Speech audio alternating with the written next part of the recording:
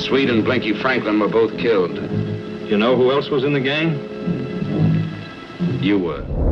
The Killers didn't play by the rules. It turned a 10-page Hemingway short story into a noir masterpiece, launched a nobody into stardom overnight, and did it all while the studio tried to bury it as a B-movie. But behind the fedoras and femme fatales, nothing was simple. The lead actor was terrified of acting. The director shot it like a documentary, and one scene, they had to film it twice because the first version was too violent for 1946 audiences. These are 20 weird facts about the Killers, and buried in the shadows, a twist ending that Hemingway himself never wrote. Pull up a chair. This story gets dark fast. Number 1.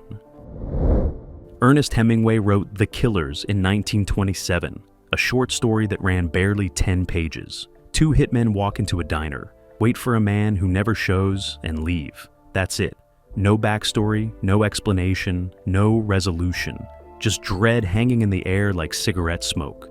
When producer Mark Hellinger bought the rights in 1946, he had a problem. How do you make a feature film out of a story that ends before it begins? So, screenwriter Anthony Vayler did something bold. He kept Hemingway's opening intact, word for word, then invented everything else. The entire film became an investigation into why the Swede, the man in the diner, didn't run. Why he just laid there waiting to die. The result was 90 minutes of flashbacks, betrayal, and noir poetry built on a foundation of 10 pages. Hemingway never wrote a sequel, but The Killers became one anyway. And somehow, it worked better than anyone expected. The story Hemingway left unfinished, Hollywood completed in shadows. Burt Lancaster was 32 years old, broke, and had never acted in a film. He'd spent years as a circus acrobat, flipping through the air in tights and grease paint, performing for crowds who forgot his name the second he landed. Then one day, a talent scout saw him on stage in a Broadway play, thought he had the look, and brought him in for a screen test. Lancaster was stiff, uncomfortable, and visibly nervous. But producer Mark Hellinger saw something else. Not Polish, but presence. A man who looked like he'd been punched by life and kept standing. Hellinger cast him as the Swede, the doomed ex-boxer at the center of The Killers, and bet the entire production on an unknown face. Lancaster didn't have technique. He didn't have training, but he had weight, the kind you can't fake. And when the cameras rolled, he didn't act like a movie star. He acted like a man who'd already lost. It was raw, magnetic, and undeniable. One film, one role, and Burt Lancaster became a star overnight. No circus could have prepared him for that.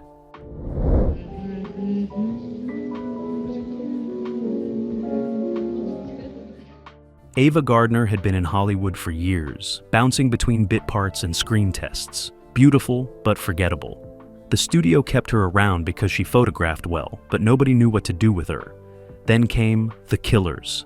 Director Robert Siodmak didn't want the typical femme fatale, all seduction and confidence. He wanted someone dangerous precisely because she seemed innocent. Someone you'd trust right up until the moment she destroyed you. Ava Gardner walked into the audition, not trying to be sultry. She was quiet, almost shy, but there was something underneath. A sadness, maybe. Or a coldness. Siodmak couldn't tell which, and that made her perfect. He cast her as Kitty Collins, the woman who ruins the Swede's life, and told her to play it soft. Don't try to be evil, just be selfish. And Gardner nailed it. She didn't choose scenery, she didn't overplay the seduction. She just existed in the frame, and men fell apart around her. After The Killers, Ava Gardner was no longer just another contract player. She became the blueprint for every noir siren that followed.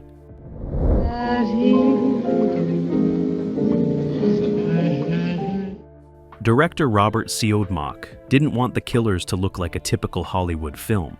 He wanted it to feel real, dangerous, like a crime scene you stumbled into by accident. So he brought in cinematographer Elwood Woody Bradell, a master of shadows and angles who'd cut his teeth on low-budget thrillers.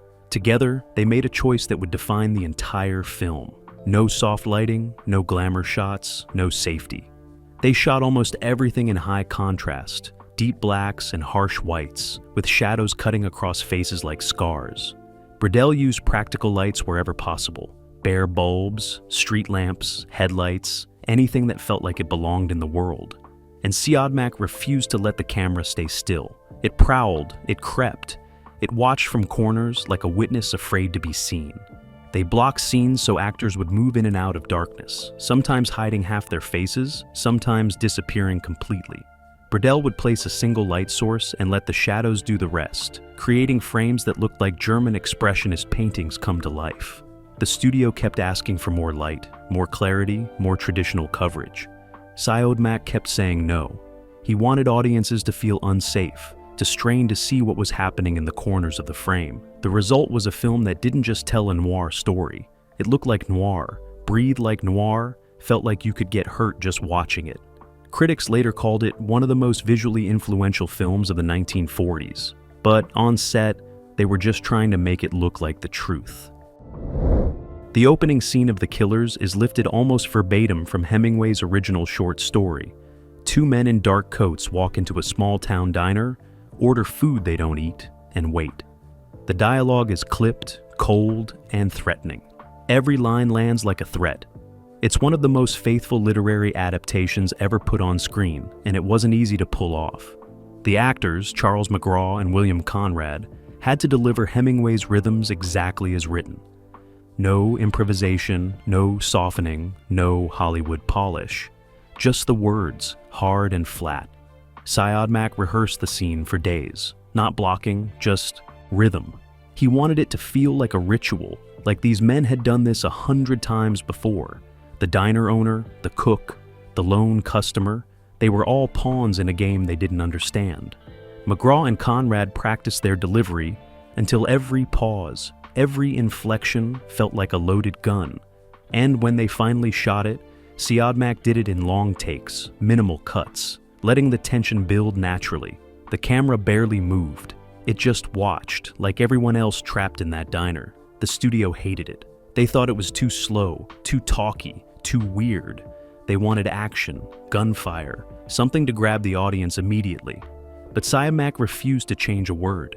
He told them Hemingway earned the right to be heard exactly as he wrote it. And when audiences saw it, they sat in stunned silence. Because it wasn't just suspenseful, it was terrifying. Two men waiting to kill someone, and you can't do anything but watch.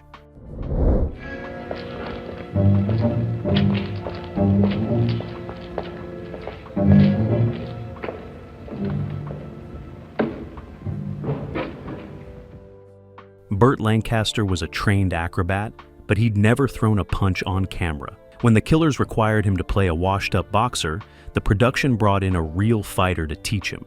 Mushy Callahan, a former junior welterweight champion, spent weeks drilling Lancaster on footwork, stance, and how to make a stage punch look real without killing your co-star. Lancaster picked it up fast. His circus training gave him body control, and Callahan taught him how to move like a man who'd taken too many hits. But there was one problem. Lancaster hit too hard. During the fight scenes, he kept accidentally connecting, leaving actors with bruised jaws and bloody noses. Siodmak had to pull him aside and remind him, "You're not actually fighting, you're dancing." It took a dozen takes before Lancaster learned to pull his punches, but the result was worth it. The fight scenes in The Killers don't look choreographed. They look desperate, sloppy, real, like a man who used to be good and now he's just trying to survive. And that, more than any technique, is what made the Swede believable. The Killers was originally intended as a B-movie, a low-budget programmer to fill the bottom half of a double feature. Universal Studios didn't expect much from it. No major stars, a first-time leading man, and a director known for tight budgets and grim subject matter. They gave it a modest budget, a quick shooting schedule, and limited promotion. The plan was simple: shoot it fast, release it cheap, and move on to the next one. But something happened during production. Word started spreading around the lot. Crew members from other films would sneak over during lunch breaks to watch Siodmak work. They'd stand in the shadows, mesmerized by the way he composed shots, the way he pulled performances out of his actors. Executives who normally never visited B-movie sets started dropping by.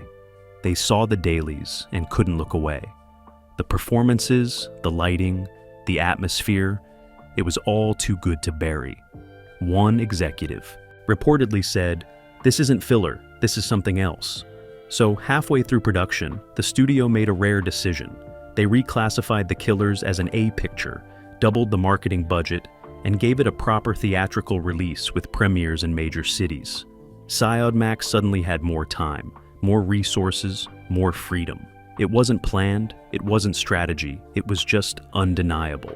What started as disposable filler became one of Universal's biggest releases of 1946, and it proved something Hollywood still struggles to accept. Sometimes the best films aren't the ones you plan for, they're the ones that refuse to stay small.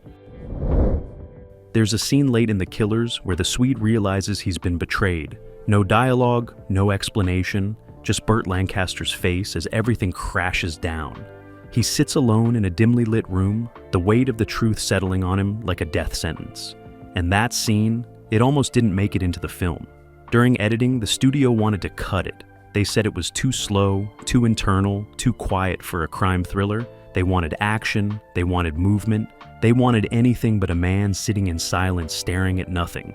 The executives argued it would kill the pacing, that audiences would get restless, that you can't hold on someone's face for that long without words. But editor Arthur Hilton fought back. He told them the scene was the heart of the entire movie. Without it, the Swede was just a victim, another sap who got played. With it, he was a tragedy.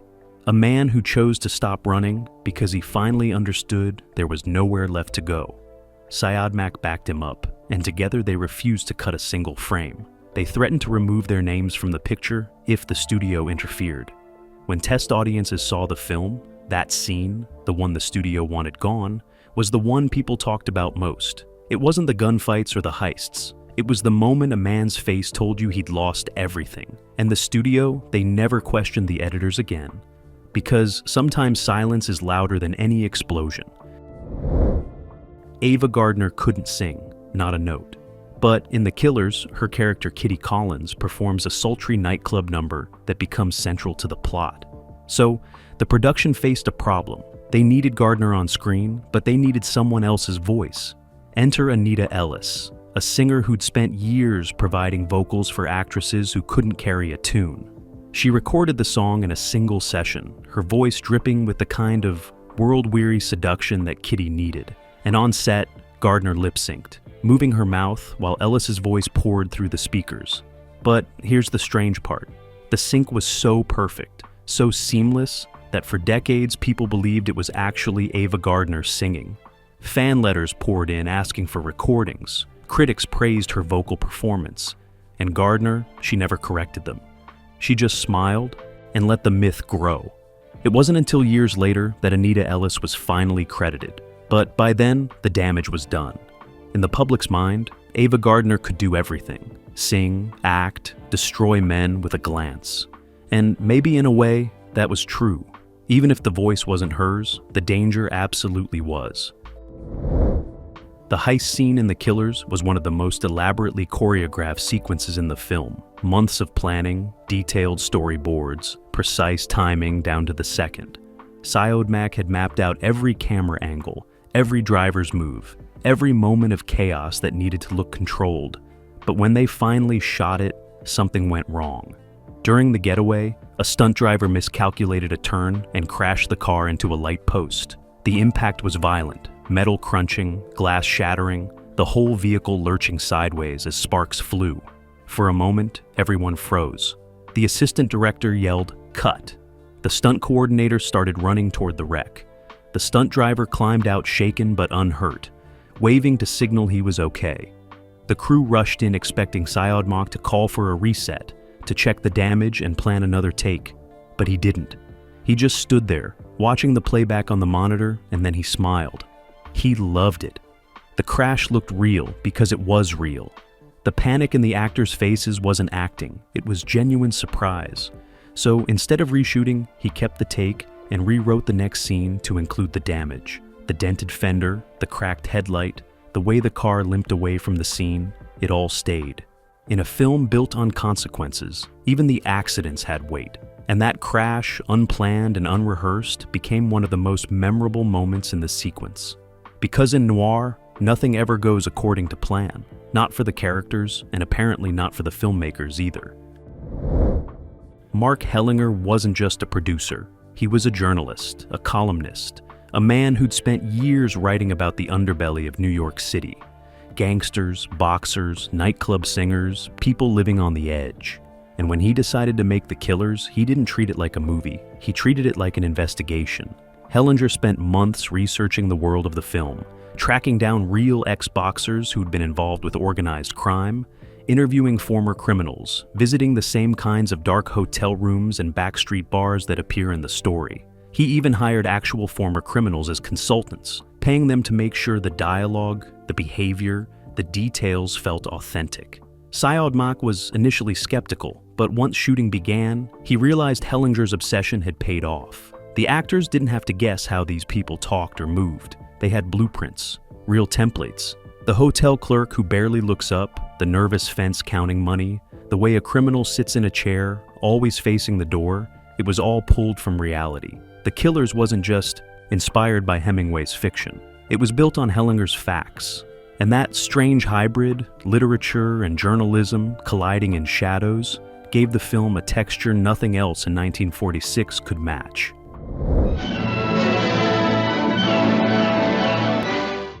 Insurance investigator Jim Reardon, played by Edmund O'Brien, wasn't in Hemingway's story. He was invented entirely for the film, a narrative device to string together the flashbacks and piece together the Swede's life. But O'Brien almost didn't take the role. He thought it was boring, a guy in a suit asking questions, no action, no romance, just a man with a briefcase and a notepad. He wanted something flashier, something that would get him noticed. But Hellinger convinced him with one argument. You're not the hero, you're the audience. You're the one trying to make sense of the wreckage. And once O'Brien understood that, everything changed. He stopped trying to be interesting and started trying to be invisible. He played Reardon as a man who listens more than he talks, who watches more than he acts, who slowly realizes he's uncovering something darker than an insurance claim. And that restraint, that refusal to dominate the screen, made him the perfect guide through the chaos. Critics barely mentioned him in reviews, but without O'Brien's steady, unglamorous performance, the entire structure would have collapsed. He was the string holding the fractured timeline together, and he did it by disappearing into the role completely. The Swede and Blinky Franklin were both killed. There's a moment midway through The Killers when Kitty Collins betrays the Swede, and the camera holds on her face for what feels like forever. No dialogue, no movement, just Ava Gardner staring into nothing. And that moment, it wasn't scripted. During the take, Gardner was supposed to turn and walk away, delivering a cold, dismissive line as she left. But something happened. She froze. Not because she forgot the line, but because she understood the character in that instant. Kitty wasn't evil. She wasn't calculating. She was empty. A void in human form. And Gardner let that emptiness show, her eyes going distant, her expression flattening into something almost inhuman. Syed Mak was watching from behind the camera, waiting for her to continue, his hand hovering near the switch to call cut. But he didn't. He sensed something happening, something real, something you can't manufacture or direct. The crew stayed silent. No one moved. The camera kept rolling, film burning through the gate, and Gardner just stood there, a woman realizing she'd destroyed someone and feeling absolutely nothing. Not regret, not satisfaction, just the vast emptiness of someone incapable of caring. When the scene finally ended, Syed Mak walked over slowly and quietly said, "That's the take." No notes, no adjustments, no request for another angle. Gardner had found something he couldn't have directed, a moment of pure emotional void that explained everything about Kitty without a single word. And when audiences saw it, they understood. This wasn't a woman playing games. This was someone incapable of love, and that made her more terrifying than any villain. The Killers had violence, but by 1946 standards, it had too much. The Production Code Administration, Hollywood's moral police, flagged several scenes during pre-release screenings. The opening murder was too brutal. The boxing match was too bloody. The final shootout was too graphic. They demanded cuts, softening, anything to make it more palatable. But Syed Mak refused to change the murder. He argued that the entire film was about consequences, about violence echoing through time. If you sanitize the violence, you lose the point. So they negotiated. Syodmak agreed to trim a few frames here and there, tighten some shots, remove one particularly graphic moment from the boxing scene. But the murder stayed. The censors weren't happy, but they eventually approved it with restrictions. Some states banned it outright. Others demanded additional cuts. And in a few cities, it was only shown to adult audiences with a warning. The Killers became one of the most controversial films of 1946, not because of sex or language, but because it refused to make violence look clean. Syodmak wanted it to hurt, and despite the censors' best efforts, it did. Burt Lancaster and Ava Gardner barely spoke off camera, not because of any conflict, but because they were too different. Lancaster was intense, methodical, always asking questions about motivation and backstory. Gardner was instinctive, showing up, hitting her marks, and disappearing between takes. She didn't overthink it, he couldn't stop thinking about it. During rehearsals, Lancaster would try to discuss their characters' relationship, the history, the emotional beats. And Gardner would just shrug and say, "We'll figure it out when we're shooting." It drove him crazy, but Syodmak loved it. He realized their off-screen distance was perfect for the on-screen dynamic. The Swede and Kitty were never really connected. He was obsessed, she was indifferent, and that fundamental disconnect, that inability to meet in the middle, it played out naturally because Lancaster and Gardner weren't meeting in the middle either. They didn't need chemistry, they needed distance. And without even trying, they created one of noir's most painful relationships. Two people in the same frame, but never really together. That wasn't acting, that was just who they were. The score for The Killers wasn't composed by a typical Hollywood musician. Miklos Rozsa was a Hungarian composer known for dramatic, brooding orchestration. He'd done a few films, but nothing like this. Syodmak wanted music that felt like fate, heavy and inevitable, like a door closing that you can't reopen. Rozsa delivered something dark and percussive, a theme that pounds like a heartbeat, building tension even in quiet scenes. But the studio hated it. They thought it was too depressing, too oppressive, too much for a crime thriller. They wanted something snappier, more commercial, music that would help the film feel exciting rather than suffocating. Rozsa refused to change a note. He told them the music wasn't there to entertain, it was there to warn you. Every time the theme played, something bad was about to happen. And slowly, as they watched the film with Rozsa's score, the executives began to understand. The music wasn't background, it was a character, the voice of inevitability itself. The Killers won Rozsa critical acclaim, and later, the score influenced every noir composer that followed. But at the time, it was just another fight, another artist refusing to compromise. During the climactic shootout, one of the stunt performers was nearly killed. The scene required multiple gunshots, squibs rigged under clothing to simulate bullet hits. But something went wrong with the timing. One squib detonated early, while the actor was still moving into position. The blast was small, but powerful enough to burn through fabric and singe skin. The stunt performer dropped, clutching his chest. And for a terrifying moment, everyone thought he'd actually been shot. Medics rushed in. Syodmak stopped filming immediately. And after a tense examination, they realized it was a burn, painful, but not life-threatening. The stunt performer wanted to continue. He was shaken, but insisted on finishing the scene. Syodmak refused. He called off shooting for the day, had the entire rig checked and recalibrated, and didn't resume until he was certain it was safe. The reshoot happened 2 days later, this time without incident. But the moment left a mark on the crew. The Killers was already dark on screen. Now it felt dangerous behind the camera too. And maybe that's why the violence in the film feels so real. Because for a brief, horrible moment, it almost was. Number 18. Hemingway never saw The Killers. Not in theaters, not at a premiere, not even in a private screening.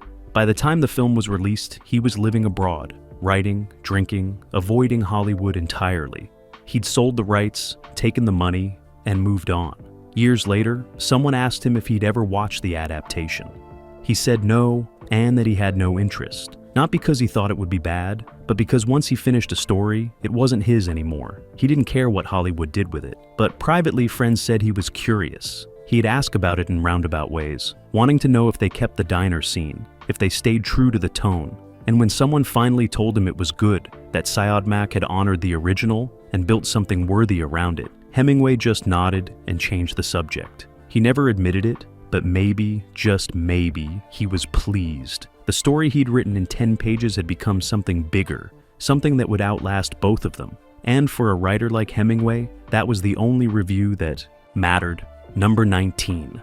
The Killers was Burt Lancaster's first film, and it made him a star overnight, but it almost ended his career just as fast. Lancaster was so raw, so unpolished, that during post-production, the studio started second-guessing everything. They watched the dailies and worried he was too stiff, too intense, not likable enough. Some executives wanted to reshoot his scenes with a different actor, someone trained, someone safer. But Hellinger wouldn't allow it. He'd fought for Lancaster from the beginning, and he wasn't about to replace him now. He told the studio, "You cast him because he's not like anyone else. Don't try to make him into someone else now." The studio reluctantly agreed, but they buried Lancaster's name in the marketing. The posters barely mentioned him. The trailers focused on Ava Gardner, and when the film premiered, they expected audiences to tolerate Lancaster at best. Instead, people left theaters talking about him, the quiet intensity, the vulnerability, the way he made you feel the character's pain without saying a word. Burt Lancaster became a star, not despite his lack of training, but because of it. He hadn't learned how to hide, and in noir, honesty is deadlier than any weapon. Number 20. When The Killers wrapped, the crew held a small gathering on set. Nothing fancy, just drinks and exhausted conversations. Siodmak stood in the corner, smoking, watching his cast and crew celebrate. Someone asked him if he thought the film would be a hit. He didn't answer right away. Then he said something strange. "I don't know if people will like it, but I know they won't forget it." And he was right. The Killers wasn't a massive blockbuster. It didn't break box office records or sweep awards season. But it never disappeared. Critics kept writing about it. Film schools studied it. Directors like Stanley Kubrick and Quentin Tarantino cited it as an influence. In 2008, the Library of Congress added it to the National Film Registry, calling it culturally and historically significant. Not bad for a B-movie nobody believed in. Because The Killers did something most films never manage. It created a mood, a feeling, a way of looking at betrayal and regret that felt timeless. Siodmak didn't make a movie, he made a scar. And 70+ years later, it still hasn't healed. Bonus fact. After The Killers became a success, Universal wanted to reunite Burt Lancaster and Ava Gardner for a follow-up. Not a sequel, just another noir with the same magnetic pairing. Scripts were pitched, deals were negotiated, schedules were compared, but it never happened. Lancaster's career exploded, and he moved into bigger, more heroic roles. Gardner became one of Hollywood's biggest stars, too famous, too expensive to lock down. They saw each other occasionally at parties, premieres, industry events. They were always polite, cordial, professional, but they never worked together again. And maybe that's fitting, because The Killers wasn't about connection. It was about two people in each other's orbit, destroying each other without ever really touching. They didn't need a reunion. One film was enough. One perfect, painful collision. And like the Swede lying in that dark room waiting for death, some stories are better left unfinished. The Killers didn't follow the formula. It took a short story with no ending and built a masterpiece in the gaps. It launched a circus acrobat into stardom and turned a contract player into a legend. And it did it all in shadows so deep you could get lost. So, if this deep dive into noir history pulled you in, go ahead and like, subscribe, and tell us in the comments what classic film noir we should dissect next. Thanks for watching. And remember, in The Killers, nobody gets away clean. Not the characters, and definitely not the audience.